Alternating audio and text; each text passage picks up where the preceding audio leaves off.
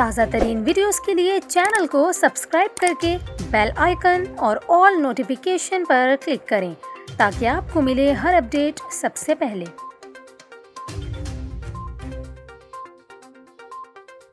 اور ابھی آپ کو بتائیں، خیبر پختونخوا کے دارالحکومت پشاور میں کورونا کیسز سامنے آنے پر 14 تعلیمی اداروں کو بند کر دیا گیا۔ ضلع انتظامیہ پشاور کی جانب سے جاری اعلامیے کے مطابق شہر میں 14 تعلیمی اداروں میں کورونا مثبت کیسز سامنے آئے، جس کے بعد کورونا پھیلاؤ کے خدشے کے پیش نظر ان تعلیمی اداروں کو بند کر دیا گیا۔ اعلامیے کے مطابق بند کیے گئے تعلیمی اداروں میں گورنمنٹ فرنٹیئر کالج برائے خواتین اور دیگر اسکول و کالجز شامل ہیں۔ واضح رہے کہ پاکستان میں کورونا کے باعث 24 گھنٹوں کے دوران مزید 47 افراد انتقال کر گئے، جبکہ 3914 نئے مریض بھی سامنے آئے ہیں۔ اس کے علاوہ ملک میں کورونا کے مثبت کیسز کی شرح 7.16% ریکارڈ کی گئی۔ NCOC کے اعداد و شمار کے مطابق ملک بھر میں کورونا سے اموات کی مجموعی تعداد 29,648 ہو چکی ہے۔